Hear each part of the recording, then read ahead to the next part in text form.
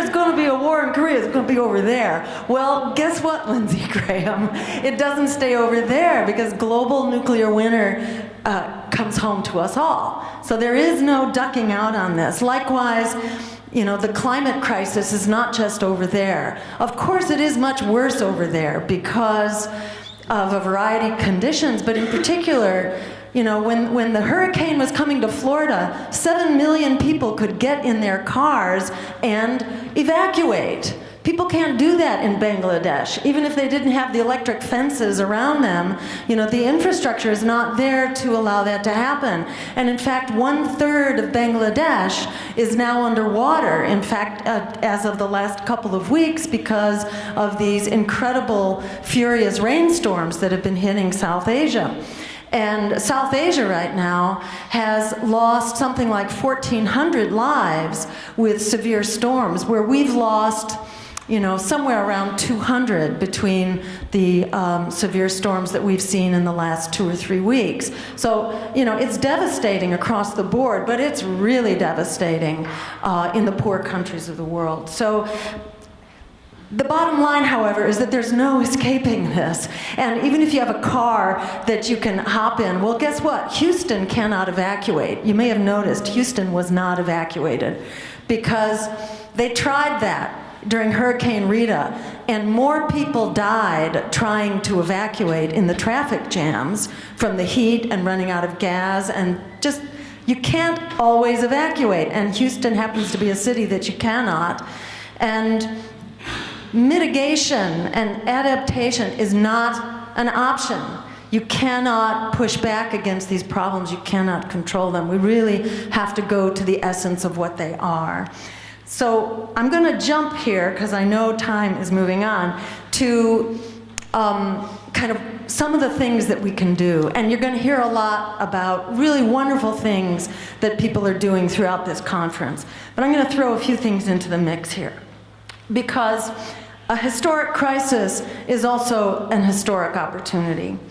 Discontent is off the charts, whether it's jobs, student debt, the skyrocketing cost of health care, immigrants facing deportation, the disaster of the war on terror, whatever. You know, it's not working out so well for us. With the military usurping something like 54% of our discretionary budget, we don't have the dollars to deal with our needs here at home. So there's a huge amount of discontent if we can only manage to get the word out and to network to make that happen. So I want to just underscore that it's time to really think big. Little changes around the margins are not going to fix this. This is kind of a Hail Mary moment. The darkness is kind of closing in, if allowed to continue on its current path, and whether that's nuclear war or whether it's climate change. What's happening on the Korean Peninsula is not an aberration. This is exactly where the system of war, a foreign policy based on economic and military domination, and nuclear weapons takes us. Korea may be the first instance in the modern era of this kind of a conflict, but it's going to happen over and over because non-proliferation doesn't work.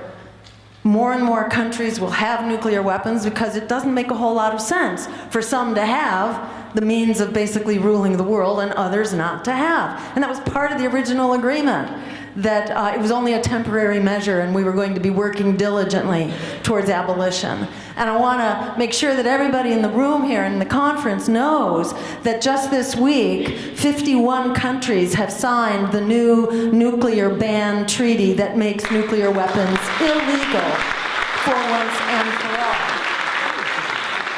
So it's not just North Korea. It's not just North Korea who should pack up their nuclear weapons. Likewise, it's the United States and the nuclear umbrella. When we talk about denuclearizing the peninsula, it means all of us. This is a two-way street.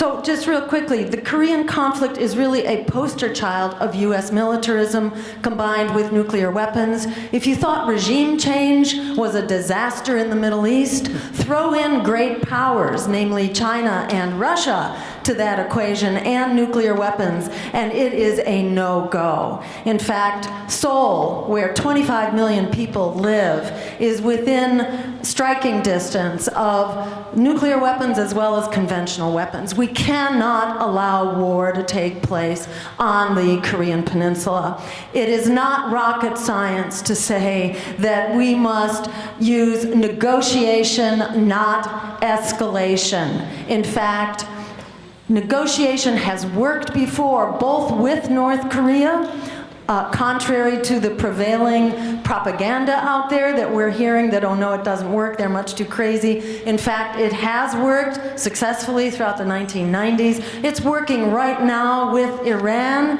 in spite of Trump's efforts to try to demonize that deal. And it worked. It worked coming out of the Cold War. So we should not allow ourselves to be bullied like the rest of the world here into resorting to solutions being foisted on us by the military-industrial complex, who is the one party who stands to benefit from from the path that we're on, heading towards nuclear conflict on the peninsula. We can solve this just using our vision, our values, and sitting down and having plain old basic human dialogue. There's a lot to discuss. North Korea, as well as Russia, as well as China, have put negotiations on the table and have said that if we will freeze these war rehearsals, they're not war games, they're perfectly serious. They rehearse invasion and decapitation in a climate in which we have been threatening North Korea with a first strike by nuclear weapons for decades. So any regime in their right mind is going to develop nuclear deterrence. Even Dan Coates, director of the National Intelligence, said as much himself. What we're facing here is basically deterrence against U.S. Nuclear weapons. So if we will all put our weapons down, we can solve this and ensure that we have a future to live with and on, and a planet that we can live on. So I'll just conclude here by saying that this is not rocket science. This is plain old basic human values, human vision, and it is broadly supported out there, even in spite of the endless propaganda that people have been subjected to. Vast supermajorities of the public repeatedly say they want negotiations, they do not want conflict, they do not want to resort to either bombing or nuclear weapons or ground troops in North Korea. This can be done. It's up to us to figure out how to get the message out, because if it gets out there, it will prevail and it will be heard. So again, just remember, forget the lesser evil, fight for the greater good, like our lives depend on it, because they do. We can have an America and a world that works for all of us. The power to create that world is right here, right now, at this conference. It's in our hands. Let's make it so. Thank you very much.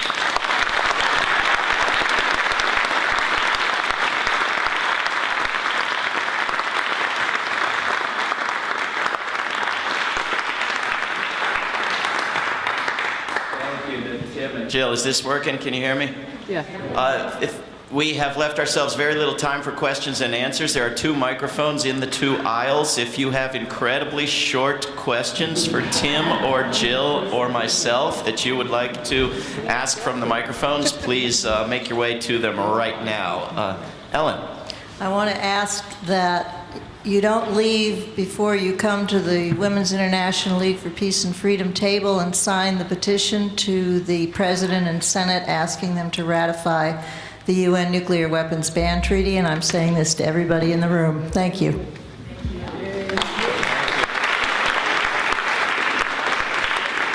Good evening. Please. My name is Li Yang. I appreciate your presentation, but I just wonder, is there any specific task that we should do in order to maintain the peace so everybody can live happily ever after? One of you want to speak to that? I can speak specifically to the Korean crisis right now.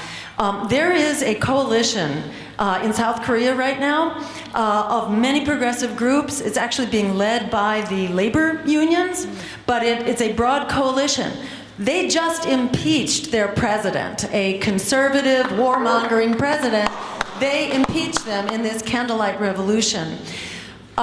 It's really important for us to build a coalition. The most important thing we can do is get together and stay together by being on our lists and ensuring that we all remain in touch and that we stay on this. Signing that petition for the nuclear ban is really important. There's also a petition at the website StopTHAAD.org. THAAD is the missile system in South Korea. It's a joint South Korean-U.S. petition to basically move forward with this freeze solution. We freeze the war games, they freeze the weapons. Those are two immediate steps that we can take. Thank you. Tim, did you want to speak to that? Well, I was going to say no, there's not anything specific.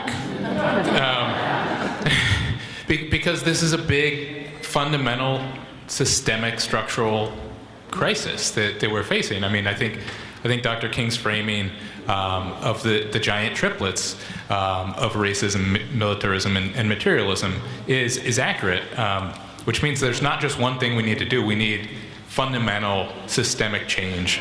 And so there's a lot of things that we need to do to change our culture, to change our economy, to change our politics. So we need engagement in all different levels. It doesn't mean that every one individual has to do all of those things, but that's part of why we need diverse movements, is so that people can be pursuing the different parts of that big, huge problem that they're more suited to tackle. So I'd say we need a broad diversity, not specificity.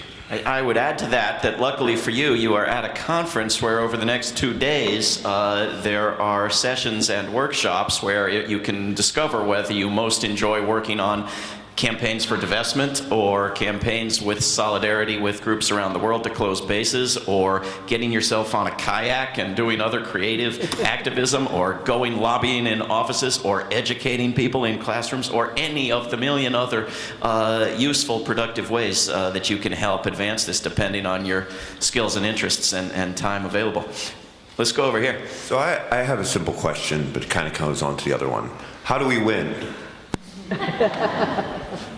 When everybody wins.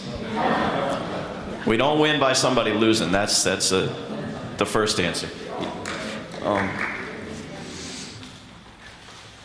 And I'd add, we organize and we stay on it and we commit. This is a lifelong struggle, and there's no getting out of here alive unless we do win. Yeah. If you want to ask a question in the next 4 minutes, please use the microphone. It helps us with hearing and with video recording. We're there? There's people. Shut.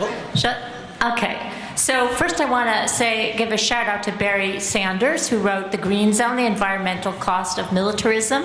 It was recognized in 2009 as one of the most underreported stories, and the book is unbelievable in terms of what it says about how militarism contributes to the destruction of the environment. And secondly, to put in a plug for health, because health, is affected by war, and health is affected by climate. And health is something where we have a lot of people of capacity, doctors, and the whole medical care system that doesn't seem to, for my own work on this, to be that engaged either in the climate debate or the anti-war debate. And so I'm hoping in the conference to people to bring health, as stated, as a topic along with climate and war. Thanks. Very good. Did you want to speak to that? Well, let's get one more question and then see if... We got somebody at the mic over there. Okay. Let's go. Yeah, hi, Let's get 2 more questions and then we'll see if we have any answers. Then we're going to be out of time. Go ahead. First, I just wanted to thank you for bringing together the movements, the environmental movement and the peace movement. I think the connections are very clear and obvious. The question is, why didn't you include the social justice movement, which is the other third major movement? And when you look at poverty, hunger, diseases, health issues, it's a major driver of both environmental degradation and war. And that it seems to be a missing ingredient here. And I just wanted to question the assertion about the military being the only place for sufficient funding. That's, if you could get even $100 billion out of it, it would be good. But there's $32 trillion locked in offshore accounts from kleptocrats, drug lords, and CEOs avoiding taxes. They're just sitting and waiting there. And any option for seizing and freezing and seizing that money to pay for the Sustainable Development Goals, which would address all these issues. Very good. Let's get one more from Alice, and then we'll I want close to put in a plug for democracy. I mean, I know we're talking about different movements, but like this our democracy is so sick and anemic and horrible, and we have this feeling a lot. Most of us here from America, that we can always improve it. You know, we had a constitution that had slavery, that women couldn't vote. Well, we have a constitution with a dumb electoral college where we wound up blaming Ralph Nader or blaming Jill Stein. You know, so there's like simple things like paper ballots, have every high school kid as part of their civics class, which we don't teach anymore, count the ballots. Okay. And instant money, and we need that conversation within how we're acting, within our activism. Very, very good. Thank you. Jill or Tim, do you want to speak very quickly to any of those excellent points? I'd like to address the point of like why peace and environmentalism. I mean, I know that it was probably directed at you because you organized this, but part of the reason that I was interested in coming is that I actually think that this is part of where one of the big divides is, at least from my perspective, coming out of the climate movement, where a lot of efforts have been made over the past 5 to 10 years at building a lot of intersectional alliances with other social justice movements, and the climate movement has worked hard to build alliances with the labor movement and the racial justice movement and the immigrant rights movement. And hasn't made as much progress, I think, building connections with the peace movement. And in fact, I think it has in some ways gone backwards because I think there used to be a much stronger connection in the heyday of the anti-nuclear movement. And when David and Leah came up to me about a month or so ago in Minneapolis at a different conference and asked me about that disconnect between the peace movement and the environmental movement. My first reaction was, well, we're both too white. I think that's why the climate movement doesn't reach out as much to the peace movement, because the whiteness of the environmental movement is a big shame of the movement. It's the thing that the movement is most ashamed of about itself, and one of the things that strategically has held it back from being more effective. And when we look at the peace movement, we see a movement that looks too much like ourselves. And so, I think a weird thing that both of our movements need to do to build alliances with each other is also become more diverse within ourselves, and be more inclusive movements. We do. Jill, 30 seconds. And I would just add to that one of the ways we become more diverse is by addressing social and racial justice issues, because it's very hard for people who are being really thrown under the bus to do more than fight the survival issues. And that's why, in my view, it's important to be as multi as we can. And for me, the phrase "people, planet, and peace" over profit is a very unifying theme.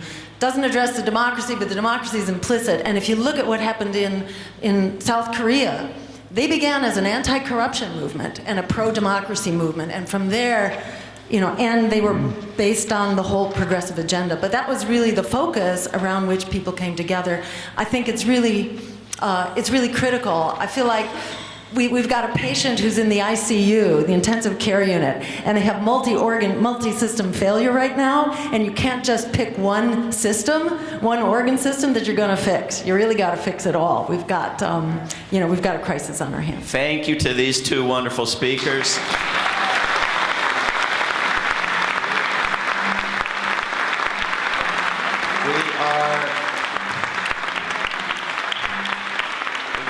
We got to move on.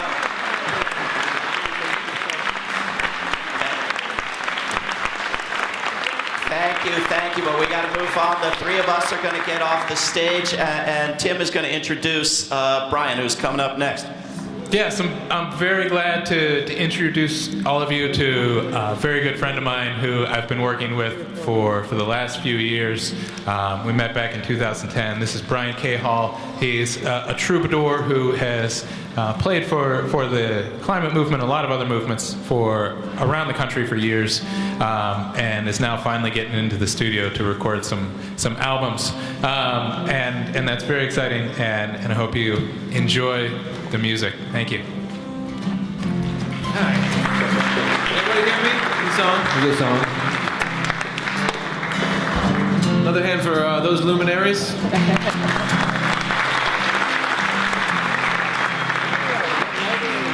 And hand for yourselves. Yeah.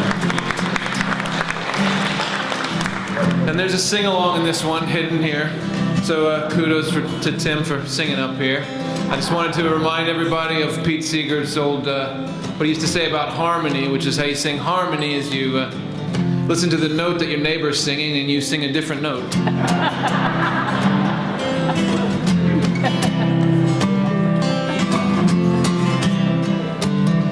I saw them gather by the riverside, and all together a soulful cry.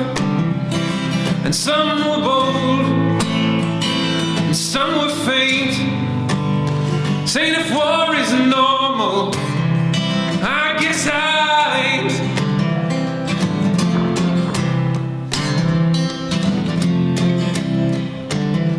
See the blonde beast revel in his death-cold waltz. What eyes that gaze there are not at fault. And he spills his wine, and it stains the world. And as he dances, a great wind curls.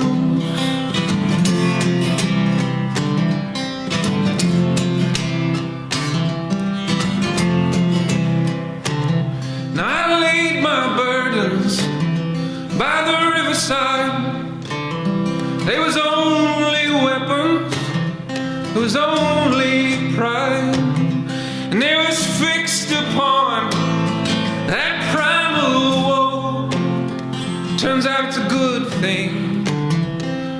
Anyway, it's how you're made.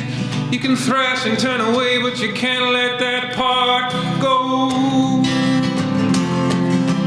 One thing you can do, I'm gonna lay down my sword and shield down by the riverside, down by the riverside, down by the riverside. Gonna lay down my sword and shield down by the riverside. Gonna study that war no more.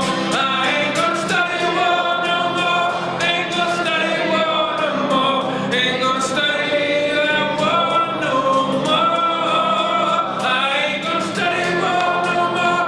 Ain't gonna study war no more. Ain't gonna study that war no more. That's pretty good. We'll come around again. I don't figure to become a saint, but if war is normal, I know I ain't.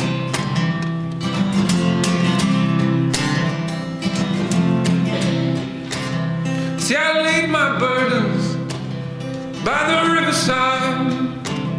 They was only was only pride, and it was fixed upon that primal woe. Ah, but it's a good thing. Oh, anyway, it's how you're made. You can't let that part go. Oh, but you laid down my sword and shield down by the riverside, down by the riverside, down by the riverside. Don't lay down my sword and shield down by the riverside. Don't study the war no more. I ain't gonna study war no more. Ain't gonna study war no more.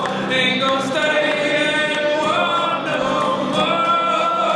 I ain't gonna study war no more. Ain't gonna study war no more. Ain't gonna study that war no more. Thank you.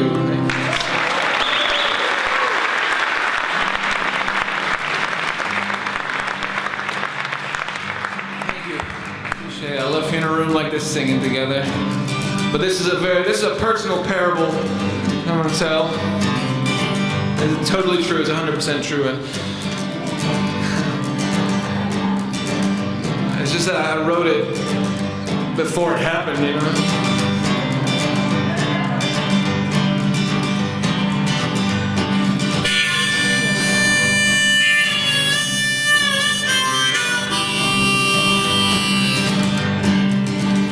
I was waking from a slumber, I had been sleeping like the dead. I had stars inside my vision and I pining in my head. I was hungry, I was aching, my brain was full of fuzz. But worst of all, I just could not remember who I was. I rubbed my eyes and wondered how it was I came to sleep on a rock-hard, dusty mattress in the middle of the street. I feel like speaking up here. I believe I caught amnesia, but the details slipped my mind. There must have been some warfare, some mayhem of some kind. I laid out on the asphalt, I was trying to recollect, but all that I could picture was this mean old architect. And I heard the horns are blaring, I heard the tires scream, folks were yelling, get a move on, can't you see the light is green?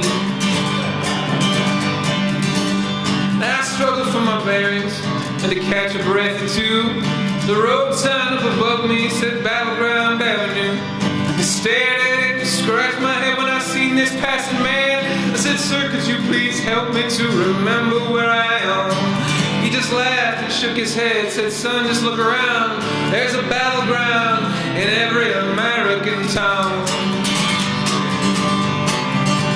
I was needing help real bad, so I found a shopping strip. Some kids was out there smoking, talking shop, and looking hip. I asked the bum a cigarette, and all of them refused. So we don't tolerate no leeches, man. Ain't you heard the news? And I said, well, then where can I catch a bus? I got to roam. They said, we've been here since the cows left, and they ain't ever coming home. Now the voice inside my belly told me first things must be first. So I scrambled for some sustenance before things could get much worse. I hopped into a cafe, crazy neon sign aglow, that opened 24 hours, but not all in a row. The waitress said, closing all I got to serve you, hun, is a bowl of roof-tar gumbo and a side of Orwell's tongue.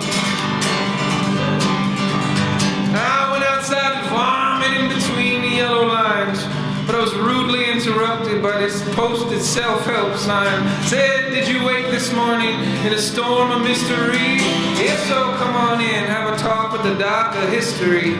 By the time I found the address, Lord, I was bordering on tears, and I sat inside that waiting room for 15,000 years.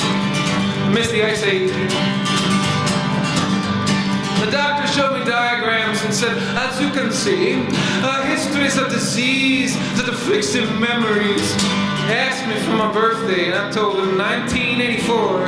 He said, that's your problem, it's in the stars, there ain't no cure. And as the session ended, I was filled with grief and shame. And the doc said, let's get started now. First tell me, what's your name? I ran out of that man's office about as fast as I could. Outside bushes were burning, but they didn't talk too good. I was dying for some rest, I couldn't take the pace no more. So the next place I stepped into was a stationery store. The manager said, take what you like, there's nothing to be bought.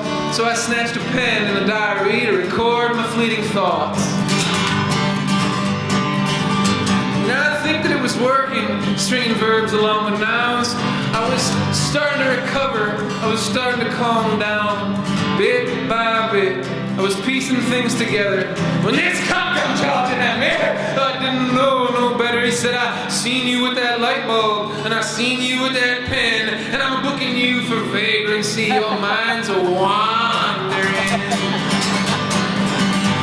He dragged me to the jailhouse, dragged me by my sleeves. There were murderers and miscreants and arsonists and thieves. I was sitting in the corner, all peaceful and serene. I saw this person, and all the dirt beneath their fingernails was clean. And I approached them and I asked, hey, what you in for? What you done? And they said, I'm a political prisoner, but it don't bother me none. They said, I think I found the secret to plugging up all these black holes, to building a little meaning without too much rigmarole. You must become a gardener, it's just better for your health. You got to find some place where you can leave part of yourself. You can't hold on to memories no matter how you toil. So set them free and let them grow, plant them in the soil. I said, we gotta bust you out, spread your message wide. The end times are coming, there's hysteria outside. And they said, no, I'd better stay here. I know it to be true. That in the morning, they'll drag another cat in here just like you. But you better get it going, see what it's all about. No need to break a thing, I got the key, just walk straight out.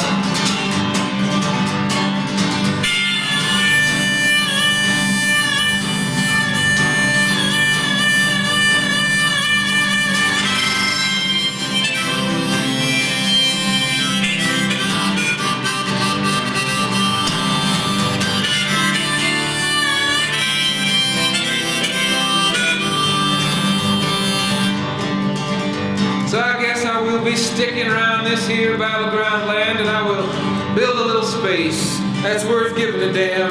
Though the architect's still threatening to undo all done. Sure, I'd find the same thing if I were to run. And I know it might sound strange, but it helps to think this way. There's probably a tomorrow, but there ain't no yesterday. Woo-hoo.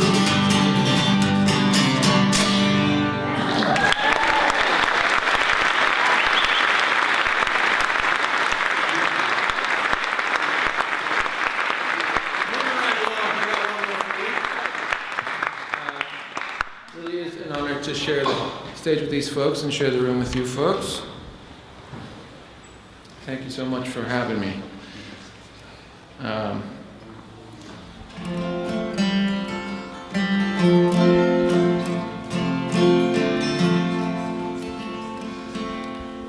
So these are songs that I wrote, and this last one, a dear friend of mine challenged me, asked me whether I lived up to the, I don't know, up to what it calls on us to do or to be or whatever. I said, nope. Actually, I felt really guilty about it for a while. I thought, should I not sing it? Should I not repeat the Beatitudes if I don't live up to them? It's not the Beatitudes.